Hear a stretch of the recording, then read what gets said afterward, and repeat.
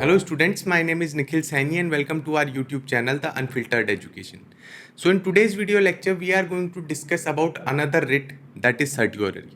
इससे पहले हम 4 रिट डिस्कस कर चुके हैं, हिबियस कॉर्पस, मैंडमस, क्यो वारंटो एंड प्रोहिबिशन. अगर अभी तक आपने वो रिट्स नहीं देखी हैं एंड मोस्ट इम्पॉर्टेंटली अगर अभी तक आपने आर्टिकल 32 का वीडियो लेक्चर नहीं देखा है तो पहले जाइए और उस वीडियो लेक्चर को कंप्लीट कीजिए, फिर यहाँ पे आइएगा. तो आज का हमारा डिस्कशन शुरू करते हुए हम जानते हैं that what is the exact meaning of certiorari. तो सर्टियोररी का मीनिंग होता है टू बी सर्टिफाइड और टू बी इन्फॉर्म्ड. कौन इन्फॉर्म करेगा और किसे इन्फॉर्म करेगा, सर्टिफिकेशन कौन देगा और किसे देगा. तो इसकी मेथडोलॉजी जानते हैं. सर्टियोररी रिट इशू की जाती है हायर कोर्ट द्वारा.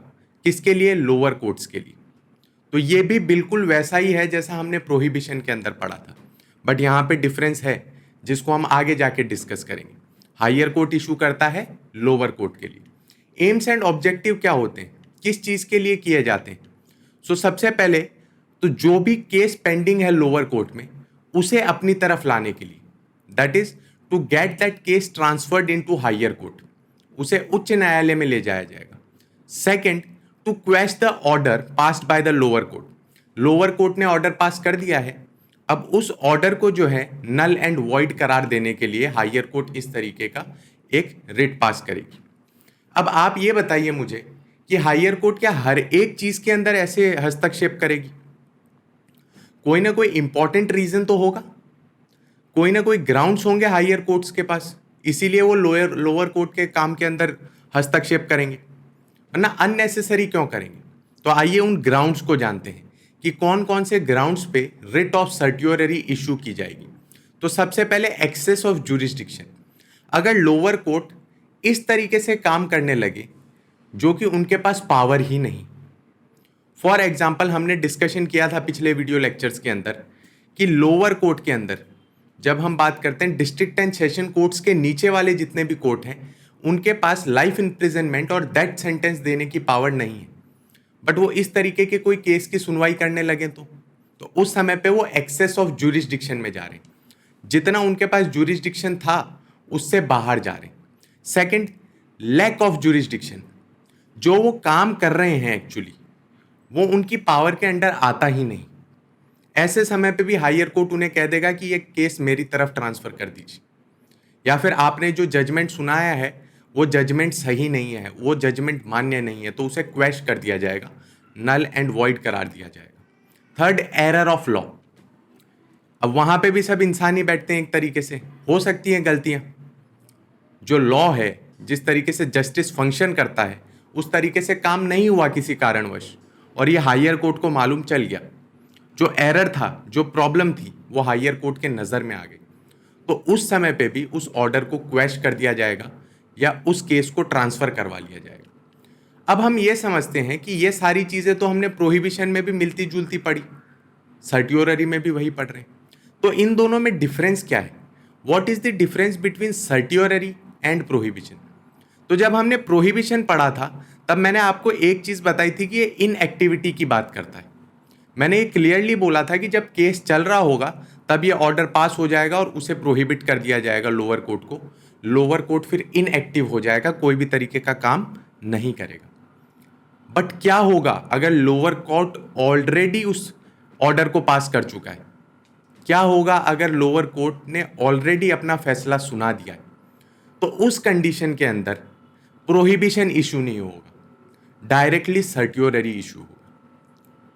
सो प्रोहिबिशन इज प्रिवेंटिव मेथड, वो प्रिवेंट करता है, ठीक है.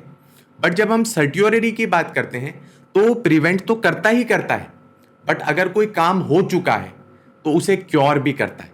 So it is curative as well. तो इस चीज का आपको ध्यान देना है. कभी डिफरेंस पूछा जाए तो प्रॉपरली इसे एक्सप्लेन कर दीजिएगा. अब हम जानते हैं कि क्या स्कोप है, किस किस के खिलाफ इसे इशू किया जाता है, हम उसे जानने की कोशिश करते हैं. तो जब हम स्कोप की बात करते हैं तो सबसे पहले जुडिशियल बॉडीज, उनके खिलाफ रिट ऑफ सर्टियोररी इशू किया जा सकता है. दूसरी quasi judicial bodies. Quasi judicial bodies मैंने आपको एक्सप्लेन की थी, फिर से मैं बता देता हूँ. क्वासी जुडिशियल बॉडीज वो होती हैं जिनका एक्चुअल काम जुडिशियल नहीं होता, बट अपने पावर को एक्सरसाइज करते हुए, अपने फंक्शंस को एक्सरसाइज करते हुए उनके पास कुछ जुडिशियल पावर्स आ जाती।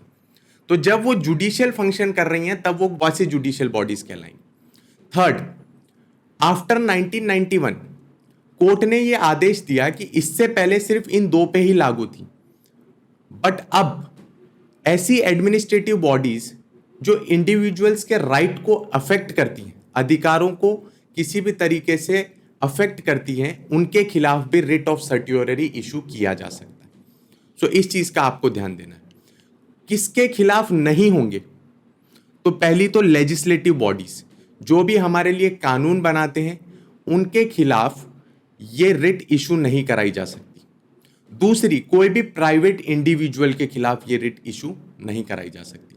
तो आपसे एक्सेप्शंस भी पूछ लेते हैं बहुत बार। आपको 4 ऑप्शन दे देंगे, उसके अंदर एक लेजिस्लेटिव बॉडी दे देंगे और ऊपर दे देंगे judicial body, quasi judicial body, administrative body affecting rights of individual, और पूछ लेंगे कि बताइए इनमें से किसके खिलाफ सर्ट्योररी इशू नहीं होगा।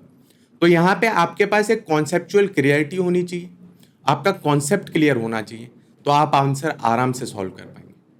सो this was all about writ of certiorari. I hope you like this video lecture. Please like, share and subscribe. And if you have any kind of doubt, just don't hesitate to mention it in comment section. Thank you very much.